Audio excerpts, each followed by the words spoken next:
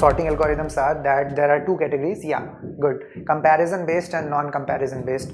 So comparison based are the ones where the most important thing is the comparison logic. Comparison logic. This determines the complexity of that algorithm. So the complexity of that comparison based sorting algorithm will obviously be proportional to the number of comparison operations that you have done. If you do a lot of comparisons, you will take a lot of time. If you do very less comparisons, you will take very less time. So yeah, and we happen to also examine two very popular comparison based sorting algorithms. And what were those? They were insertion sort and bubble sort. So in insertion sort, we saw one interesting property that its time complexity is kind of proportional to the extent to which the array is sorted. If array is completely sorted, then it will take very less time. And on the other hand, if the array is sorted in the reverse order, which is descending, and you want to sort in ascending, or vice versa, then it would take maximum time. Okay, so these were few important things over there. And it is true with any comparison based sorting algorithm. I think barring some of them, if you exclude some of them, then with most of the especially order n square sorting based algorithms, you will see that the runtime is proportional to the extent to which the array is sorted.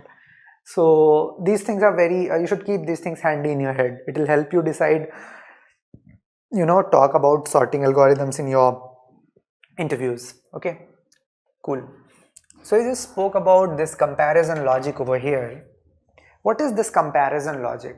This comparison logic is nothing but what you write in your if statement. If ai is, let's say, greater than aj, then you write swap ai with aj. So this piece of logic that you have, this is comparison logic, and technically all people call it comparator, and you should also call it comparator from today onwards. Okay, so this is your comparator based on which you decide whether the two elements of my array are to be swapped or not. Okay, now be very cautious over here. This is very important thing. We are going to learn about comparators. So how many of you already know what comparator is and use it while writing your code? There are certain comparators. There is a provision of writing comparators in certain programming languages, and let me tell you guys, this is extremely important thing. Because why it is extremely important thing, that I'll tell you. If let's say there is a question that got asked, and in that question you are supposed to first sort the array, and then you are supposed to write your logic. So would you always want to write your own code to perform the sorting? Would you love to do that every time? No, you would not love to do that, because the code responsible for sorting the array, be it merge sort or quick sort or heap sort, it can be lengthy enough, and you would not want to write it because it might suck a lot of your time, right? So instead of doing that, what you would want to use the inbuilt sort function of different languages. So like in C++ also you have inbuilt sort functions, in Java also you have it. Okay, almost in all the languages you have it, even in C you have it. So let's talk about C++. So there is a sort function, and if let's say the array is something that is supposed to be sorted, then you know that the name of the array is the address of the first element, which is the address of ARR0. So you need to pass the base address, and then you need to pass the last address. So the last address will be array plus n minus 1, but you will be passing array plus n over here. Okay, why? Because array plus n minus 1 is the address of last element, and by last address I mean you pass in that particular memory location where the element is not present. I mean in your continuous chain, what is that last memory location where the element is not present. So this is kind of inclusive, and this is exclusive. Okay, so what it will do, it will sort your array from here till here. Okay, if let's say you wish to, and you can use it in many different ways, because if let's say this is your array and you just wish to, you know, sort from 4th element to 9th element, you do not care about this portion and this portion, but you care about the sorted nature of this portion. So you can invoke sort and you can pass the address of this, which will be ARR plus 3, and you have to pass the address just after this, which will be ARR plus 9. So this way you will end up getting this portion as sorted. Okay, so this is an important thing, and this helps quite a lot. And you can even use it for vector also, but for vector what you pass is vec.begin and vec.end. Now the question that you should ask to yourself is that in which order will it sort? In which order will it sort? So by default it will sort in increasing or ascending order, right? And one more thing, if let's say you want to sort on some other basis, if let's say you want to sort based on magnitude, or you want to sort in descending order, then you have to write your own comparator, and you have to basically tell this sort function that, hey, you apply this particular comparison logic which has been written by me for performing comparisons. Okay, so that is where comparator proves to be very, very essential. So what you have to do is, that third parameter is optional, okay, so for such kind of cases. So you will invoke sort function, okay, and you will pass in your vector, let's say v.begin, v.end, and you will pass your comparator logic over here. Now how do you pass your comparator logic? So what is a comparator? Comparator is nothing but a function, right? It is a function, and that function takes in two elements and tells whether they should be swapped or not. Okay, that is what it says. Okay, so I'll tell you what is the expectation of comparator function, like which kind of comparator is supposed to be passed over here. So just think of it in this way, that there is a function comparator. So by default, the function that you are supposed to pass in over here should have this signature. It should, its name can be comparator or its name can be anything. It's totally up to you. But the signature should be that its return type should be Boolean, okay, and it should take two things with it, A and B. Okay, it should take two things with it. And now what it will do is, since it is bool, it will either return true or it will return false. So it will return true if and only if we want A to come before B. Okay, if you want A to come before B, then you should return true, and if you do not want that, if you want A to come after B, then you should return false. This is the way in which this comparator function should be implemented. See, I'll give you an example. If let's say there was an array or a vector that contained 6 and that contained 4, okay, and let's say now you are trying to compare 6 and 4, okay. So in this case, what would you want to return? Tell me, would you want to return true or false? You want to sort the array in ascending order. So would you return a true or false? You would return false. Why you would return false? Because you do not want A, which is 6, to come before B, which is 4. You want A to come after 4, because in the ascending order 6 will come after 4. That is the reason you will be returning false over here. Okay.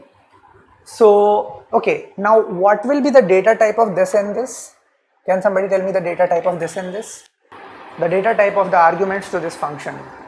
Okay, so somebody is saying int. It will be int in this case, but normally what will it be? Think of it in this way. If you are trying, if you have an array of structure, so let's say struct item 100, okay.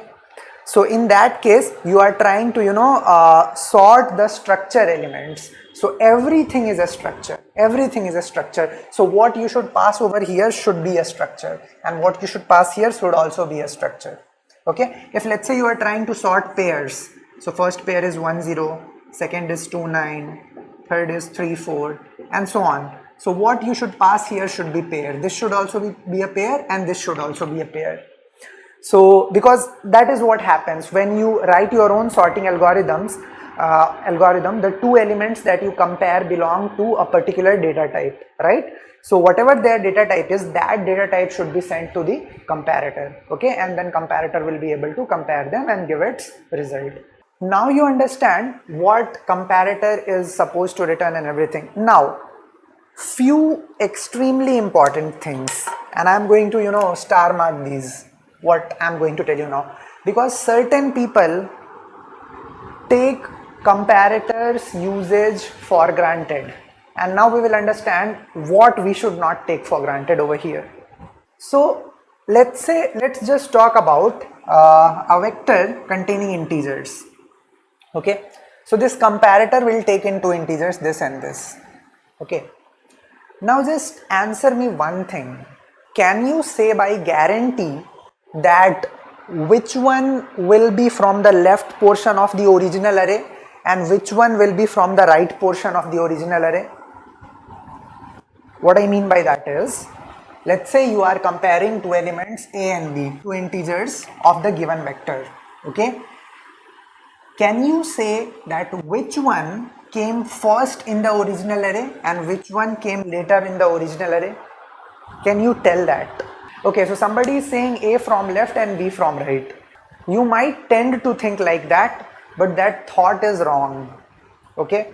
It is not necessary. It totally depends upon this sorting algorithm, okay.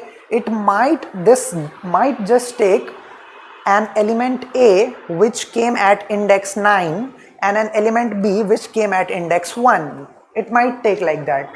So you cannot take this thing for granted that first argument will be that element which came before in the array, and second argument will be that which came later in the original array. This is extremely important, right? It's a very simple thing, right? But I want you to be extremely serious about this and maybe write it down somewhere, okay, because you will make lethal mistakes if you forget this thing, okay. Cool.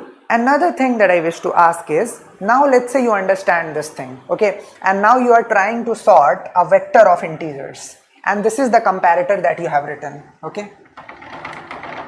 So the first argument is an integer and the second argument is also an integer. Can you tell me what line of code will come in over here? So you would want to say true if A is smaller than B.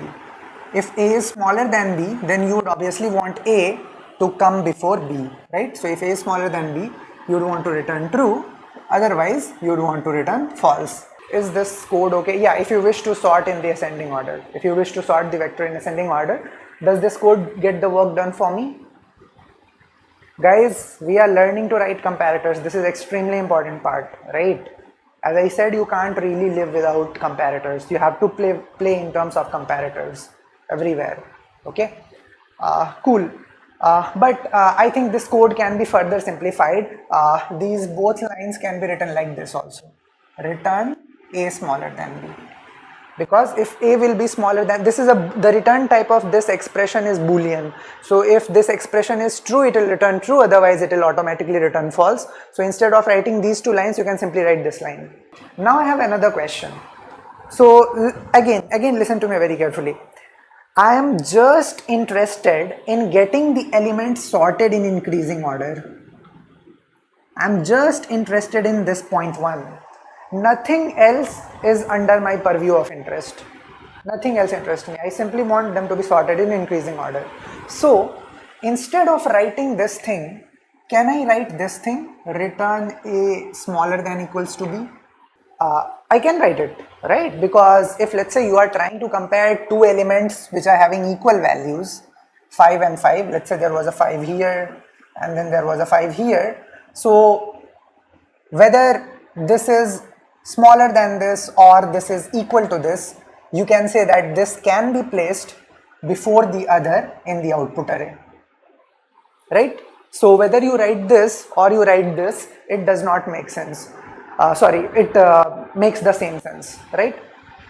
I already said that we are not going to talk about stability at this point of time, because my only point of interest over here was to ensure that things are coming in increasing order.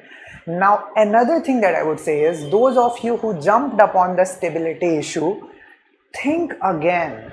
You are saying that stability will be violated because you are simply saying that the first element will be from the left part and second element will be from the right part of original array.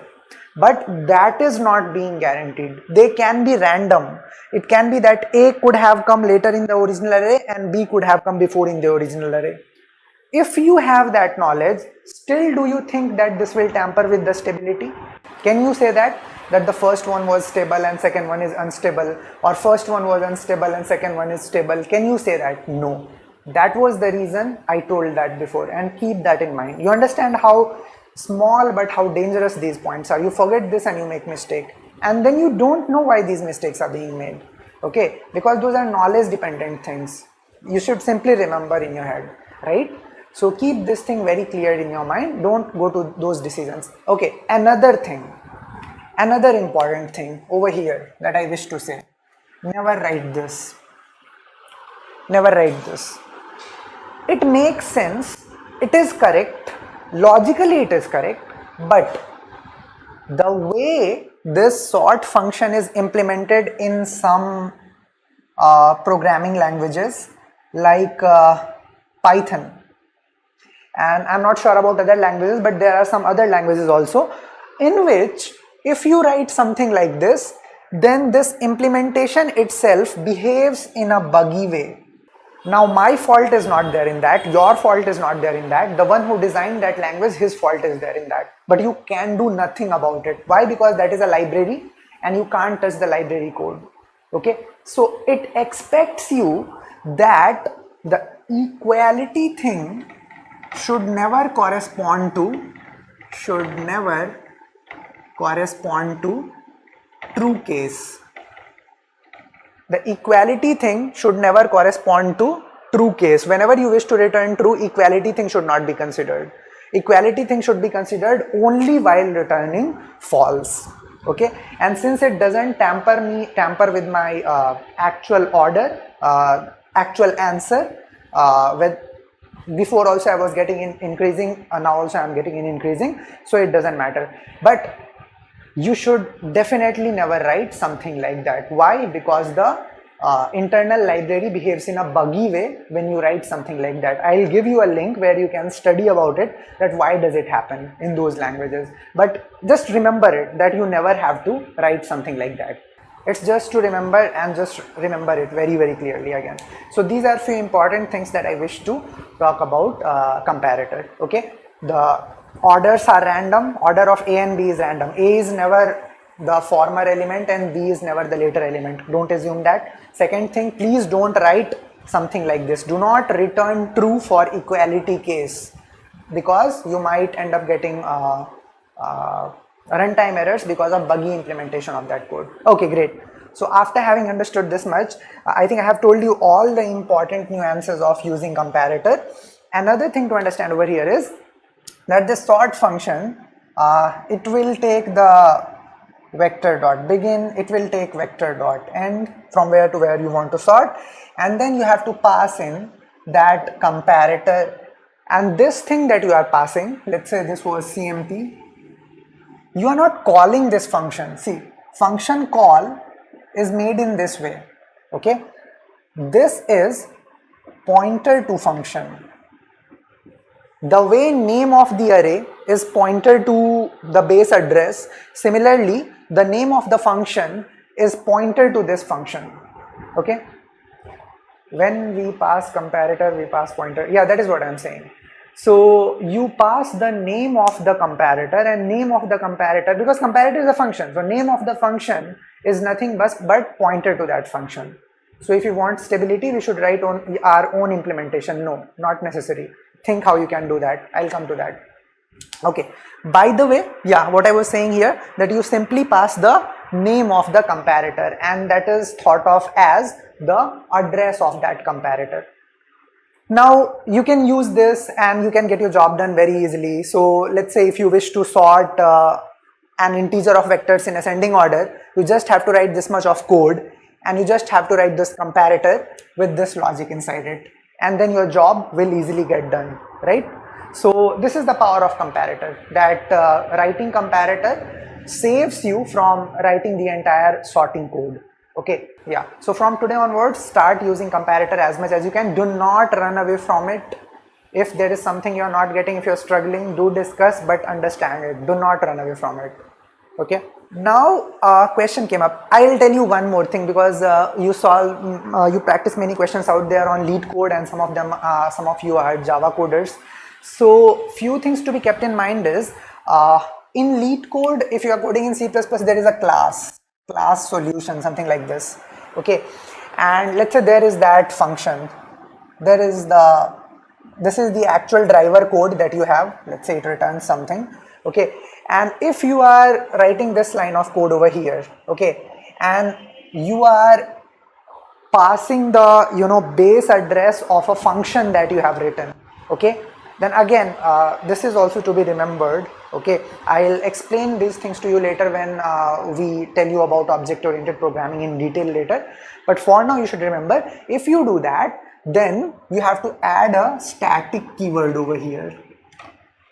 Now don't get bewildered, because this is not a function call. This is like passing the base address of this function. So if, let's say, in a class you have got multiple functions and there is a function whose base address you are supposed to pass from the other, then that function should be declared static. Okay,